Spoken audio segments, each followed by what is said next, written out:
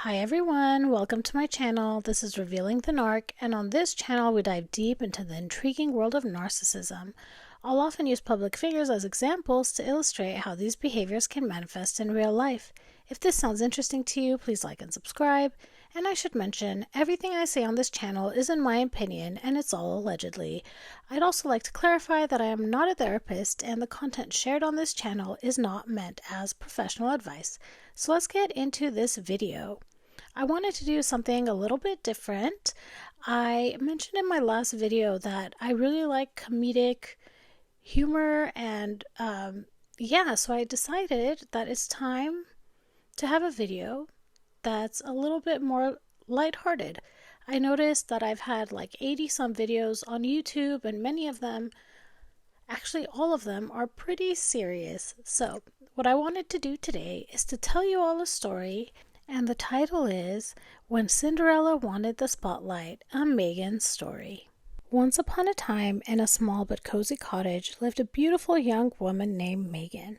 Now, Meghan had many dreams, but her biggest dream wasn't just about finding true love. Oh no, it was about finding fame, admiration, and maybe a little bit of royalty to match.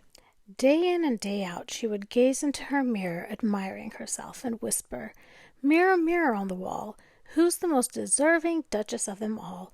And the mirror would reply, well, it didn't have much choice. Meghan was convinced it was her, and the mirror didn't want to end up shattered like the mirrors that had come before.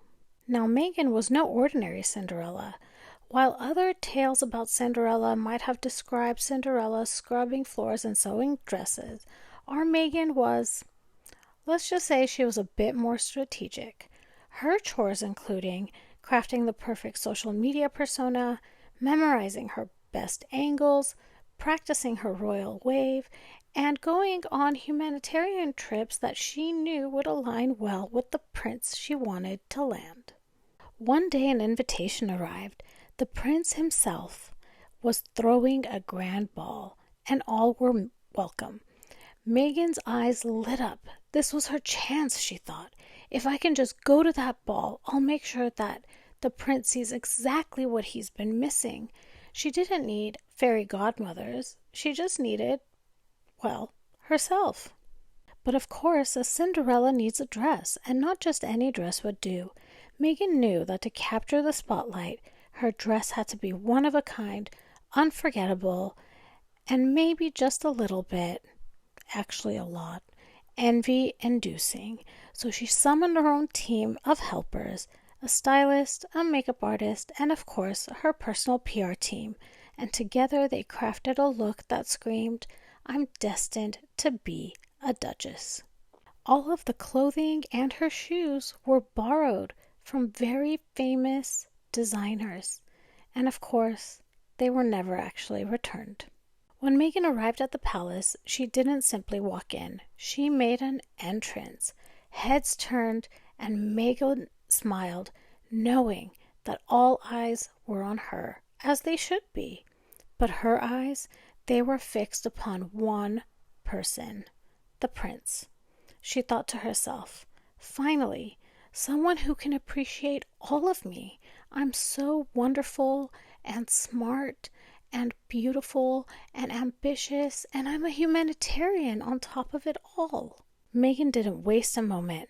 She approached the prince with her best, "I'm so humble, yet stunning" expression, and while the other guests mingled and danced, she made sure Harry heard every detail of her struggles back in her small, humble town.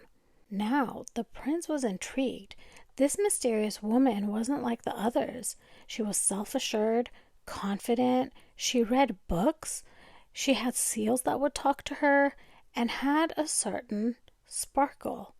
Little did he know that that sparkle came from years of honing in the perfect image.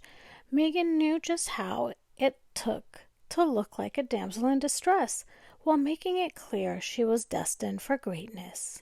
As midnight approached, Meghan knew she had to make her exit, not because of a magical curse or a pumpkin carriage waiting, but because she knew to always leave them wanting more, and this was all based on a book she read about entrapping Oh no, I mean dating the perfect man. So, with one last dramatic glance over her shoulder, she slipped away, leaving the prince captivated and wanting more. The next day, news of the enchanting stranger who had stolen the prince's heart began to spread. And who do you think was behind the buzz? Meghan's own fairy godmothers, of course, otherwise known as her PR team. And when Harry came searching for her, she played her part perfectly, all while making sure every headline told the world about their fairy tale romance. Before long, Meghan's dream came true. She was whisked away into the royal life, complete with castles, jewels, and a title. But unlike other fairy tales, this Cinderella wasn't just here for happily ever after. She had plans, big plans. Royal life became her stage, and every appearance, every gesture was crafted to keep her in the spotlight. After all, why stop at just being the prince's bride when you could become the whole story? And so, that's the tale of this Cinderella, a modern twist on a classic story. She didn't need glass slippers or fairy godmothers. All she needed was a royal title, a few carefully crafted narratives, and a talent for always being unforgettable in her own way. The prince may have thought he found his Cinderella, but maybe, just maybe, he found someone a little bit more complicated. So that's the end of our story. I'm curious to know how you guys felt about this.